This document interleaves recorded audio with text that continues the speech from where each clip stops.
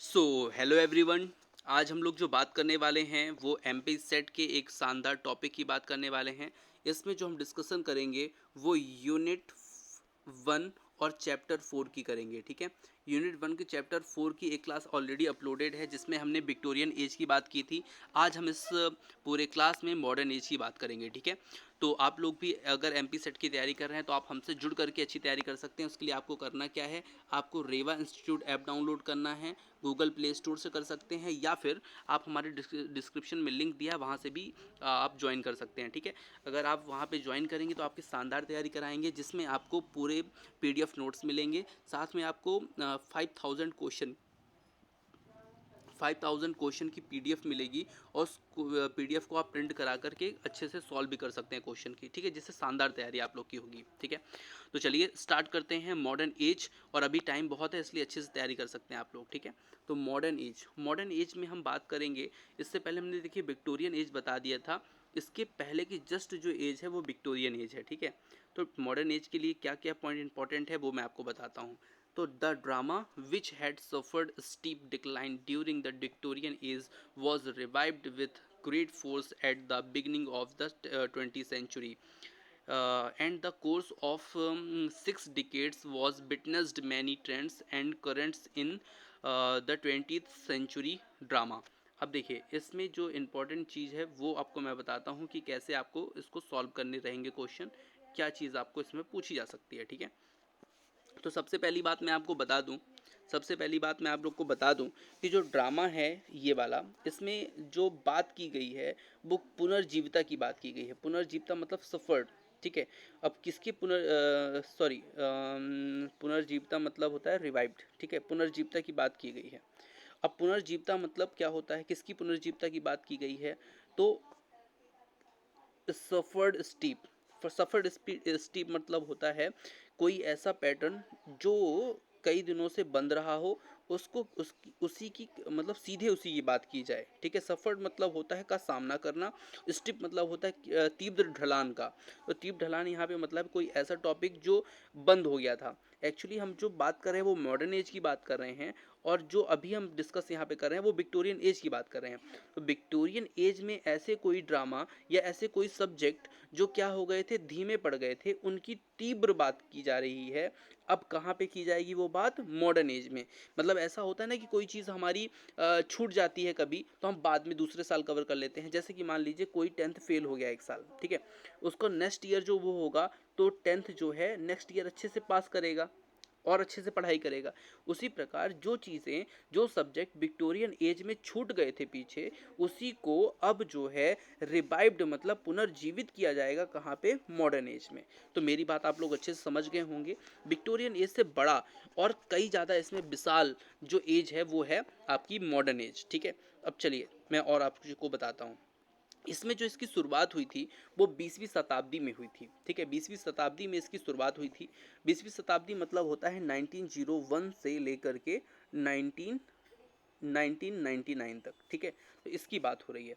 अब यहाँ पे आपको मैं बता दूं कि ये जो एज है इधर उधर थोड़ी बहुत हो सकती है, क्योंकि डायरेक्ट हमें 20 सेंचुरी ही मिला है। तो 20 सेंचुरी जो है पूरा हुआ। ठीक है, अब इसमें मैं आपको बता दूं कि इसमें जो कोर्स, इसमें जो स्पेशली बात की गई है उसकी मैं आपको बात बताता हूँ। ठीक है, तो यहाँ पे क्या है देखिए, beginning of the 20th century and the course of 6 decades has witnessed many trends and currents in the 20th century drama. अब क्या हुआ कि जो विक्टोरियन एज में जो चीज़ें छूट गई थी उसे 20 सेंचुरी के प्रारंभ में ही, शुरुआत में ही क्या किया गया, उठाया गया। उसके ट्रेंड्स को, उसके करेंट्स मतलब होता है जो वर्तमान में चल रहा है। ठीक है, तो उस समय का जो वर्तमान रहा होगा मॉडर्न एज में, उसको क्या किया गया, बड़ा हाईलाइट किया गया। स्पेशली फॉर किसने, 6 डिकेट मतलब होता है 1940 से लेकर के 1999 तक। ठीक है, तो इस चीज़ को समझिएगा, इसी पे मॉडर्न एज आधारित है। ठीक है, 1940 टू 1999 तक ही आपका क्या है, मॉडर्न एज है। ठीक है, अब बात करते हैं और इसमें कुछ इंपॉर्टेंट फैक्ट्स की। तो modern drama which develops around the turn of the 20th century focused on alienation and disconnections. अब देखिए इस पॉइंट की अगर हम बात करें तो ध्यान से सुनिएगा इसको। जो मॉडर्न ड्रामा है उसमें क्या किया गया, डेवलप किया गया around the turn of 20th century, focused on. अब देखिए किस पे फोकस किया जा रहा है, एक किया जा रहा है एलिनेशन पर। एलिनेशन मतलब होता है अलगाव की भावना, एंड डिसकनेक्शन मतलब वियोग। तो जो अलगाव की भावना और डिसकनेक्शन हुआ था किससे, जो पुरानी जो टॉपिक छूट गए थे, मतलब जो विक्टोरियन एज में कुछ टॉपिक छूट गए थे, मतलब जिनको ज़्यादा ध्यान नहीं दिया गया था। जैसे वहाँ पे मैंने आपको बताया था ना, जो पिछली क्लास थी उसमें कुछ ही चीज़ों का ध्यान दिया गया था, ठीक है। जैसे कि इंडस्ट्रीज़ की बात की गई थी, ठीक है, और रोमांटिसिज्म की बात नहीं की गई थी, ठीक है, रियलिज्म की बात नहीं की गई थी।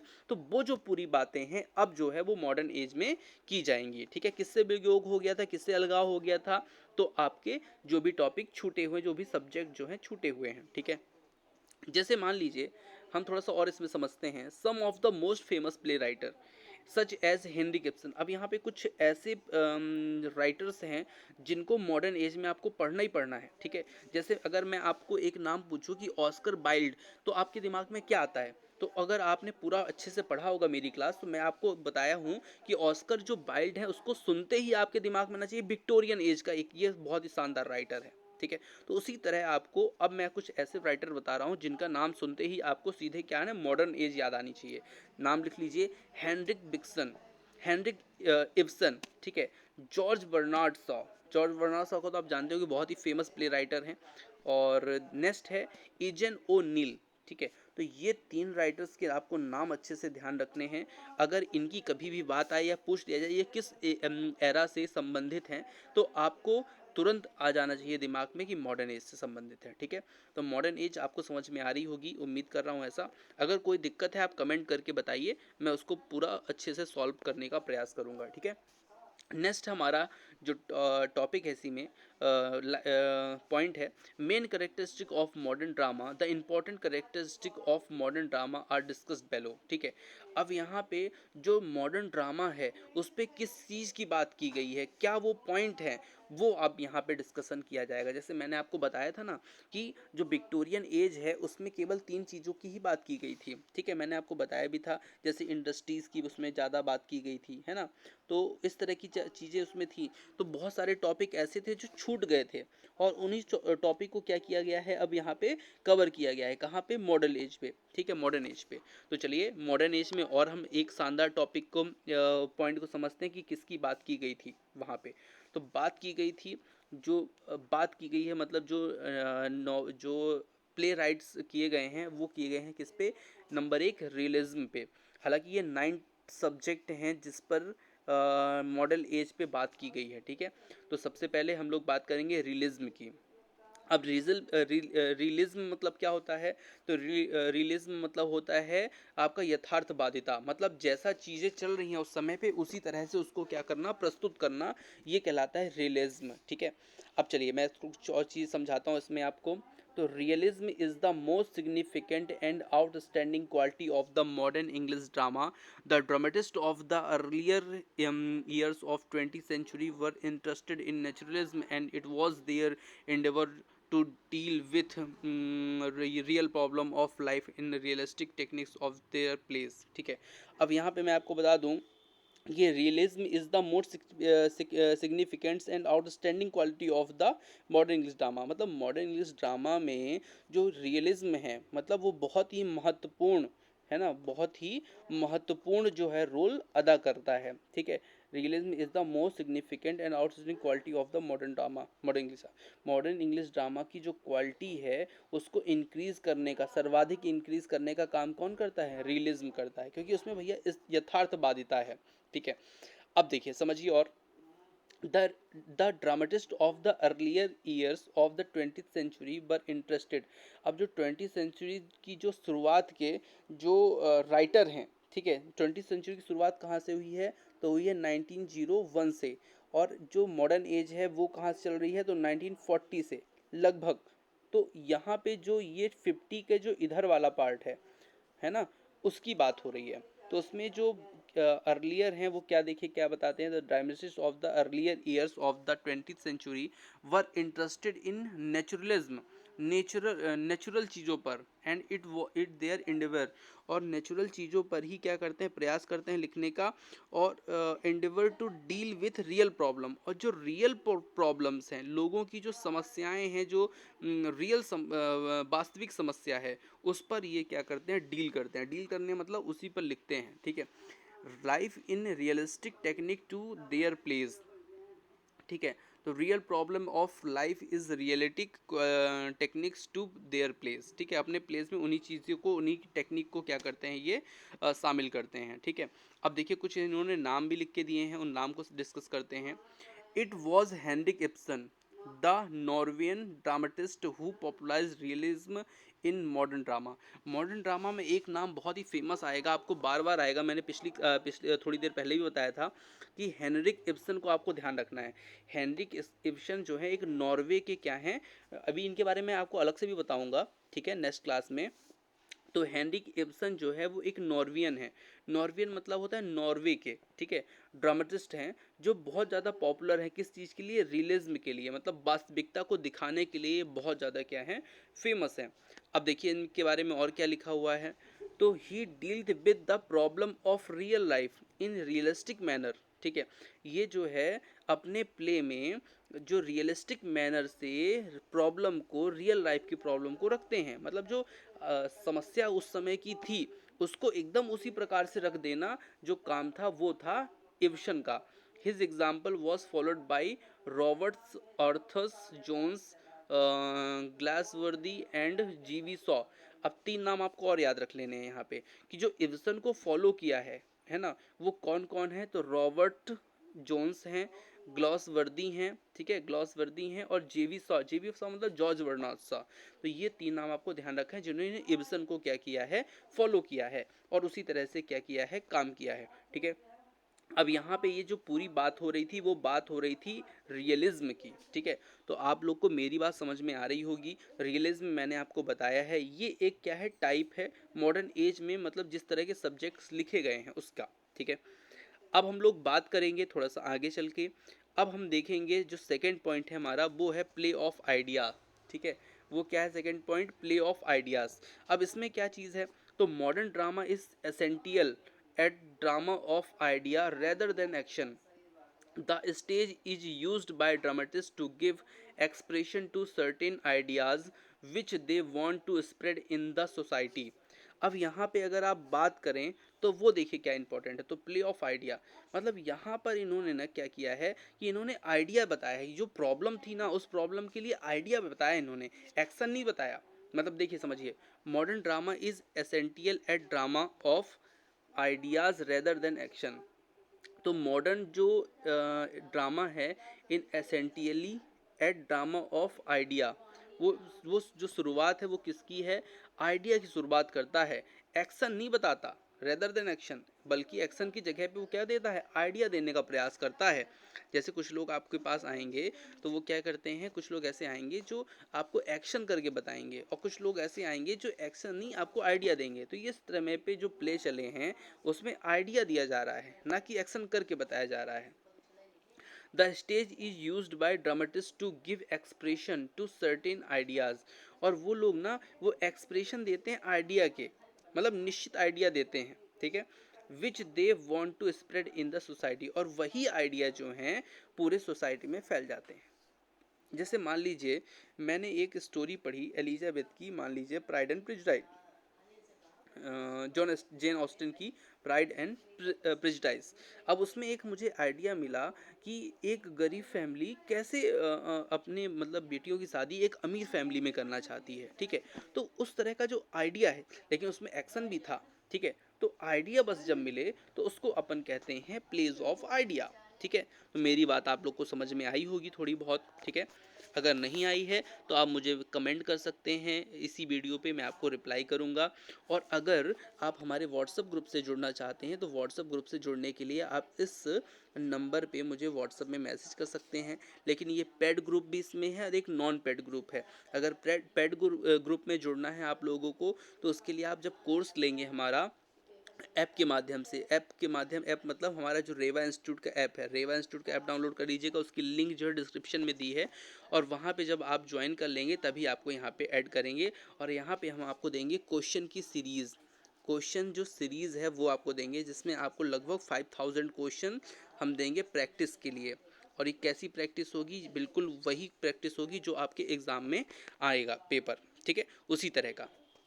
चलिए आगे चलते हैं। तो हम बात करते हैं, अब जो तीसरा पॉइंट है वो है रोमांटिसिज्म।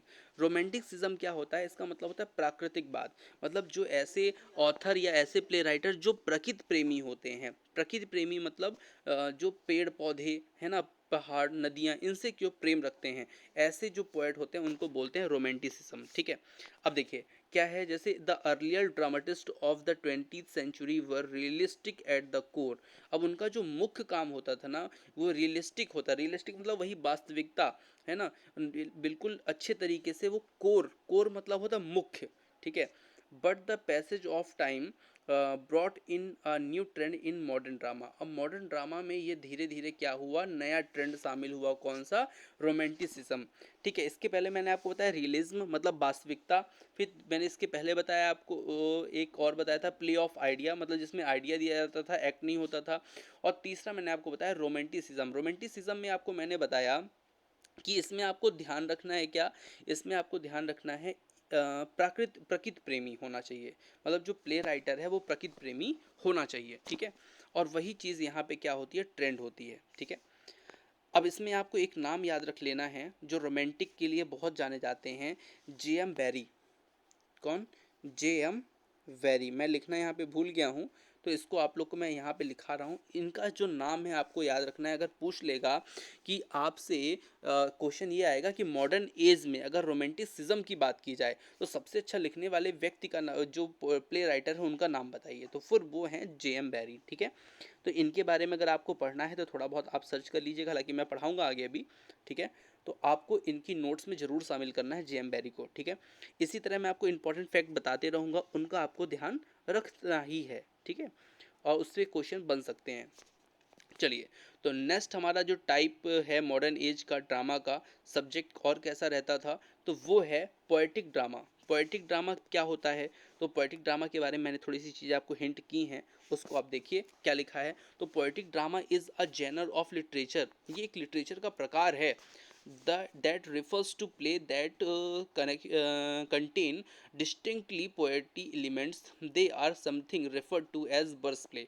अब ये क्या करते हैं, पोएटिक ड्रामा में क्या होता है कि रहता तो प्ले है वो, ठीक है, रहता तो प्ले है ना, लेकिन उसमें जो टर्म होते हैं, जो ऐसी कुछ चीज़ें होती हैं जो पोएट्री की क्या करते हैं, शामिल करते थे। जैसे figure of speech, figure of speech कहाँ मिलता है? जनरली पोएट्री में मिलता है, ठीक है। फॉर्म्स ऑफ पोएट्री जो होती है, जैसे ऑड होता है, ठीक है, और भी आपने सुना होगा एलिजी होती हैं, तो ये सब चीज़ें जो होती हैं ये फॉर्म्स ऑफ पोएट्री हैं। और आपका फिगर ऑफ स्पीच ये कहाँ होता है? पोएट्री में होता है, लेकिन उसको उठाकर, उसके लाइन को उठा करके पोएटिक ड्रामा में ला देना, उसका प्रयोग कर देना, तो वो क्या कहलाता है आपका? वो कहलाता है पोएटिक ड्रामा, ठीक है। मतलब ड्रामा में अगर पोएट्री वाली चीज़ शामिल कर देंगे तो वो पोएटिक ड्रामा हो जाएगा। इस चीज़ को आपको समझना चाहिए, ठीक है। चलिए, तो बहुत बढ़िया, आगे चलते हैं, हम बायोग्राफिकल प्लेज में चलते हैं, ठीक है। क्वेश्चन नंबर जो हमारा जो पॉइंट नंबर हमारा 5 है, बायोग्राफिकल प्लेज। अब इसमें क्या है, इसमें क्या चीज़ इंपॉर्टेंट है जो आपको ध्यान रखनी है, तो वो चीज़ मैं आपको बताता हूँ, ठीक है। तो यहाँ पे है बायोग्राफिकल प्लेज। तो visual in the modern English drama is in the direction of using history and biography of drama technique plays in the modern dramatic literature saw Caesar and। देखिए यहाँ पे आपको ये ध्यान रखना है कि अब थोड़ा सा जो समय है वो थोड़ा चेंज होगा, डायरेक्शन चेंज होगा। अब लोग जो है पहले क्या करते थे, वास्तविकता पे लिखते थे, फिर आइडिया देते थे, फिर आपका क्या हुआ, रोमांटिक बात पे आए, ठीक है। अब यहाँ पे बायोग्राफिकल प्लेज होने लगे, मतलब किसी एक की स्टोरी उठा करके उसको पूरा प्ले लिख देना, ठीक है। जैसे मान लीजिए अपने इस पहचान में कोई, मान लीजिए अशोका है, मान लीजिए आपने सम्राट अशोक का नाम सुना होगा, सुना है ना, अशोका। तो अशोका जैसे हैं तो उन्हीं के बारे में एक प्ले बना देना। अब वो रियल व्यक्ति भी हैं, ठीक है, उनकी एक बायोग्राफिकल बना देना, मतलब उनके बारे में पूरी ज़िंदगी बना देना उनकी, जैसे वो कैसे उनका जन्म हुआ, कैसे वो उज्जैन में शासन किया उन्होंने, है ना, राज्यपाल के रूप में, फिर उनको कैसे राजा बनाए, ठीक है, अपने भाइयों की हत्या करके वो राजा बने थे। तो वो सब पूरी चीज़ें एक पूरी चीज़ प्ले के रूप में लिख देना, यही बायोग्राफिकल प्ले कहलाता है, ठीक है। तो ये चीज़ आपको इम्पॉर्टेंट है, आपको ध्यान रखनी है। अब चलिए इसमें आपको बायोग्राफिकल में कुछ आपको नाम भी याद रखने हैं जो मैं आपको बताने वाला हूँ, ठीक है। वो क्या है? Plays in modern dramatic literature, Shaw's Caesar. देखिए यहाँ पे देखिए, जॉर्ज बर्नार्ड शॉ को आप जानते हैं ना, अभी मैंने ऊपर नाम बताया था। जॉर्ज बर्नार्ड शॉ की एक है सीजर्स क्लियोपात्रा एंड क्लियोपात्रा, ठीक है। तो ये इनकी एक क्या है, बायोग्राफिकल जो है कहना चाहिए कि प्ले है, ठीक है। कौन सा? Caesar and Cleopatra are historical play of great importance, ठीक है, जिनका जो बहुत ज़्यादा इंपॉर्टेंस है, ठीक है। सीजर एंड क्लियोपात्रा किसकी है? सॉस की है, ठीक है। तो याद रखना है इसको, इंपॉर्टेंट है, बायोग्राफिकल प्ले है ये, ठीक है। क्वेश्चन ऐसा भी आ सकता है कि जो नीचे दिए हुए क्वेश्चन है उसमें से बायोग्राफिकल प्ले कौन सा है निम्न में से, ठीक है। एक आ जाएगा आपको सीजर्स क्लियोपात्रा, और आपको 3 ऑप्शन और आ जाएंगे, जैसे कि आ जाएगा the lady is not for worrying, ठीक है। आ जाएगा the skin and the ascents of F6, ठीक है। अ ट्रेजेडी इन 2 एक्ट्स। तो कुछ भी आपको दे देगा 4 ऑप्शन, उसमें आपको अगर पता है, आपने अगर पढ़ा है, क्योंकि ये तो बहुत फेमस है, और मैं तो कहता हूँ कि ये एमपी सेट के लिए बहुत इंपॉर्टेंट है, क्योंकि एमपी सेट के जो क्वेश्चन होते हैं ना वो ईजी होते हैं थोड़े, तो उस पर ये क्वेश्चन जो है एकदम बेस्ट फिट आएगा, ठीक है। तो ध्यान रखिएगा। आगे चलते हैं, थोड़ी सी और चीज़ें आपको बताते हैं। ये एक्चुअली क्लास थोड़ी सी लंबी होगी क्योंकि इसमें हम थोड़ा ज़्यादा डिस्कशन करने वाले हैं, ठीक है। Historical play great importance. अच्छा देखिए, जॉन ड्रिंक वाटर्स का एक और प्ले आपको याद रखना है, बायोग्राफिकल प्ले है, वो है आपका Abraham Lincoln and Mary Stuarts are also historical plays. अब 2 प्लेस हैं, एक तो अब्राहम लिंकन पे है और एक है मैरी पे, ठीक है। और ये जो मैरी स्टूअर्ट, तो इनके ऊपर भी ये हिस्टोरिकल प्ले लिखा गया है जो बायोग्राफिकल है, ठीक है। इनको भी आपको लर्न करके रखना है। अगर आप एमपी सेट की तैयारी करना चाहते हैं तो हमसे जुड़िए, रेवा इंस्टीट्यूट से जुड़िए, आपकी शानदार तैयारी की गारंटी देते हैं। आपको इसी तरह से क्लास मिलेंगी, और क्लास के साथ साथ आपको मिलेंगे क्वेश्चंस जो इंपॉर्टेंट होते हैं आपके एग्ज़ाम टाइम पे, ठीक है। और अगर आप अभी से सॉल्व करने लगें, क्योंकि मैं पर डे लगभग 100 क्वेश्चन दे रहा हूँ, या दूसरे दिन 100 क्वेश्चन दे रहा हूँ, तो आपको लगभग पूरी अच्छी तैयारी आपकी हो जाएगी। और 5000 क्वेश्चन जब आप सॉल्व करके एग्ज़ाम में बैठेंगे ना, तो आपके आपके जो अंदर से भी मतलब इतना समझ में आ जाएगा कि जो नहीं बोलते कि समझ डेवलप करना, तो इतनी समझ डेवलप हो जाएगी, आप परीक्षा में एक ही बार में क्या हो जाएंगे, सफल हो जाएंगे, ठीक है। तो मेरी बात आप लोग को समझनी है, और कोई अगर दिक्कत है तो आप मुझे कमेंट कर सकते हैं, मुझे कॉल कर सकते हैं, मैंने आपको नंबर दिए हुए हैं, ठीक है, पीछे वीडियो में भी है, ठीक है। चलिए आज हम बात करने वाले हैं नेक्स्ट जो हमारा मूवमेंट है, आयरिस मूवमेंट। किसकी बात करने वाले हैं? Iris movement. आयरिस मूवमेंट क्या है इसकी बात करते हैं। तो the iris dramatic like Yeats. अब देखिए यहाँ पे अब कुछ मैंने चीज़ बता रहा हूँ। आयरिस मूवमेंट जो है उसमें द आयरिस ड्रामेटिस्ट कुछ हैं, जैसे कि W.B. ईट्स, आपने सुना होगा नाम, W.B. ईट्स का नाम सुना है। तो W.B. ईट्स हो गए, J.M. सिंज हो गए, T.C. मुर्रे हो गए। ये 3 जो हैं ये आयरिस मूवमेंट के लिए स्पेशली हैं, ठीक है। अभी J.M. सिंज की मैंने आपको पीछे भी बात बताई थी, ठीक है। तो कुछ देखिए ऐसे भी होते हैं ना राइटर, ऐसे भी राइटर होते हैं जो रोमांटिक भी लिख देते हैं, रियल भी लिख देते हैं, ठीक है, आयरिस मूवमेंट में भी शामिल हो जाते हैं, आइडिया भी लिख देते हैं। तो ये कुछ ऐसे राइटर होते हैं, तो उनको भी आपको कंपैरिजन करके याद करना पड़ेगा, नहीं तो गड़बड़ हो सकता है, ठीक है। चलिए आगे चलते हैं। Drama ceases to the realistic in character and become an expression of the hopes and aspiration of the Irish people from from remote bay to their own time. अब देखिए यहाँ पे क्या बता रहे हैं कि drama ceases to the realistic in character and become an expression of the hope and inspiration. अच्छा, कुछ ऐसे ड्रामा लिखे जाते थे जिनसे क्या मिलता था, जो रियल होते थे, ठीक है। अब रियल होते थे उसमें क्या होता था, special of expression of hope, मतलब कोई ऐसा व्यक्ति, जैसे मान लीजिए आप तैयारी कर रहे हैं ना, आपको पता है कि होगा कि नहीं, ठीक है, कंफर्म है कि हो भी सकता है या नहीं भी हो सकता, 2 चीज़ें होंगी, लेकिन आप किस लिए कर रहे हैं? होप के लिए कर रहे हैं। तो ये उस प्ले के माध्यम से ना एक होप देते थे कि मतलब आप भी अगर ऐसा मैं कर सकता हूँ तो ऐसा आप क्यों नहीं कर सकते हैं, ठीक है। तो इस चीज़ को जो है वहाँ पे क्या किया गया है, समझाया गया है, बढ़ाया गया था। कौन से एज में? आयरिस वाले में, ठीक है। और आयरिस में आपको ये 3 नाम याद रखने हैं, ईट्स और सिंच और मुर्रे को, ठीक है। Of the Irish people from remote bay to their own time. उस समय पे जो दूरस्थ, रिमोट बे मतलब होता है दूरस्थ तरीके, दूरस्थ तरीके मतलब एक जगह बैठ के दूसरे जगह को क्या करना, के बारे में लिखना, उनके बारे में समझना। जैसे मान लीजिए आप बैठे कहाँ, ये आयरिस बैठे, आयरिस है इसका नाम, आयरिस है ना, आयरिस मूवमेंट। तो आयरिस वाला लिख दे इंग्लैंड वाले के बारे में बात, ठीक है। तो इंग्लैंड वाला तो दूर है ना, तो इसी को बोला जाता है दूरस्थ बे, मतलब आपका कहना चाहिए रिमोट बे, ठीक है। तो इस चीज़ को आपको यहाँ पे समझना है और अच्छे से आपको ये चीज़ें बननी चाहिए, ठीक है। ये जो रिमोट बे है, ऐसा पूछ लेगा रिमोट बे टेक्निक किस जो है मॉडर्न एज के किस सब्जेक्ट पे चलती है, तो आपको बताना पड़ेगा, फिर वो आयरिस मूवमेंट पे चलती है, ठीक है। चलिए, तो नेक्स्ट है हमारा comedy of manner. Comedy of manner है ऑस्कर वाइल्ड और मॉगम सी कॉवर्ड। अब देखिए, कॉमेडी से ज़्यादा मैंने यहाँ पे लिया नहीं है। कॉमेडी वही है कि जो थोड़ा सा कॉमेडी करके प्ले लिखे, ठीक है, जिसमें मज़ा हो, ठीक है, और इस तरह की चीज़ें हों, मतलब बोरियत ना हो, तो वो होता है कॉमेडी ऑफ मैनर, ठीक है। अब जैसे हो गया ऑस्कर वाइल्ड, इसमें आपको नाम याद रखना है, मॉगम याद रखना है, कोवार्ड याद रखना है। ये 3 जो राइटर हैं, ये जो है specially for comedy for manner के लिए जाने जाते हैं, ठीक है। तो ये चीज़ आपको ध्यान रखना है। इम्प्रेशंस, इम्प्रेस्म, देखिए अब यहाँ पे थोड़ा सा आप लोग पढ़ लीजिएगा, बाकी मुझे कोई दिक्कत नहीं है। यहाँ पे मैं थोड़ी सी आपको चीज़ बता देता हूँ। जो इम्प्रेशनिज्म है, उसमें आपको एक नाम याद रखना है, वो है डब्ल्यू बी ईट्स। इम्प्रेसिज्म में आप क्या नाम रखना है, डब्ल्यू बी ईट्स का। ये डब्ल्यू बी ईट्स जो है, ये इसी बे पे पूरी क्या है जो है पोएम प्ले राइट करते थे, ठीक है।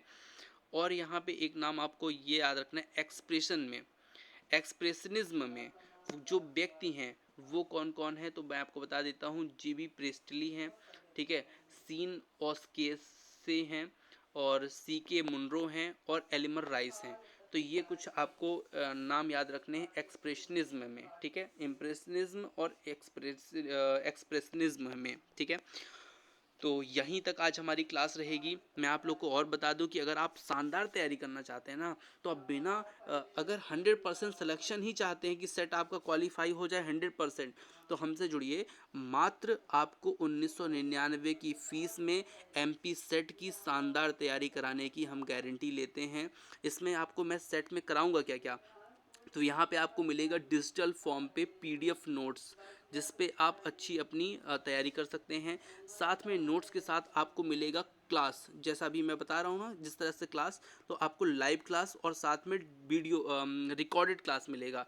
और इसके अलावा आपको मिलेगा 5000 क्वेश्चन का एक शानदार जो है पीडीएफ, ठीक है। और यही आपकी बनेगी आगे टेस्ट सीरीज़। अगर आपने ये कोर्स नहीं लिया तो बाद में आपको टेस्ट सीरीज़ ले सकते हैं आप, ये सुविधा भी आपको मिल जाएगी यहाँ पे, ठीक है।